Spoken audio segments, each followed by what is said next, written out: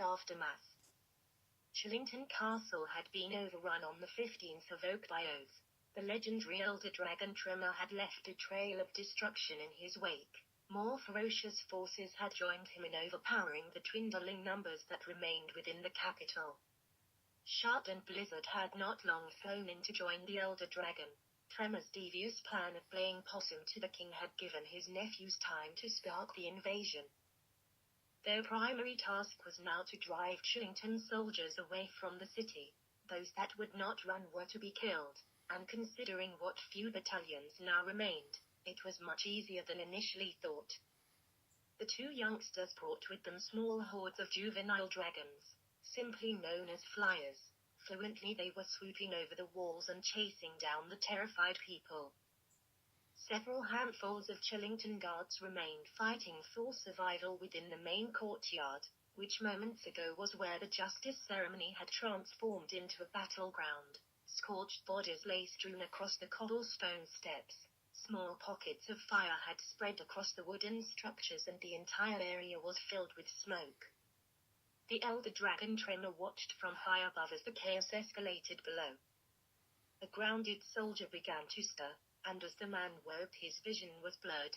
The dull sounds of screams filled his ears. He lay on his back staring at the swirling smoke rising into the skies. Undoubtedly, he must have taken an almighty hit amidst this chaos. He could barely move.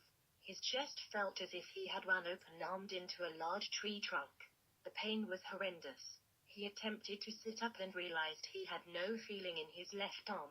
Instantly clutching at his shoulder with his right hand, he desperately tried to regain some feeling in the numb limb. The sheer chaos around him was frightening. Small dragons looped around in the sky and everywhere he looked people were screaming and running for their lives.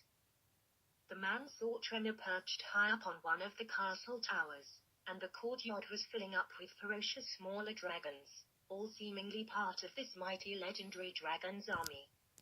An almighty roar filled his heart with even more fear than he already felt. He turned to see a large brown spiky frame of the dragon. Unbeknown to him, this was the dragon called Shard. This ferocious beast was charging towards him. Shard was indeed unique in appearance, his scales protruding into short spikes and sleeking back almost like a reptilian porcupine. The man got to his feet as quickly as he could, pain searing through his arms and chest. He had no choice but to run. This beast was not stopping for anyone. People were simply brushed aside like rag dolls as the beast charged across the courtyard. Hobbling away, the man managed to sidestep the large beast at the very last second as it continued on its path of destruction. Getting up from the ground once more, he watched as this huge menacing dragon burst through a stone wall ahead. It was like a wrecking ball and his tail matched that description. A large circular bone structure was one of its primary weapons. The man now recalled this was what caused the heavy blow he took, just a few seconds prior to being knocked out cold. He scurried away from any possible dragons roaming the open areas of the castle, until he finally reached a wooden door. He slipped inside and was instantly met by fellow soldiers running along a narrow corridor. "Where are the commanders?"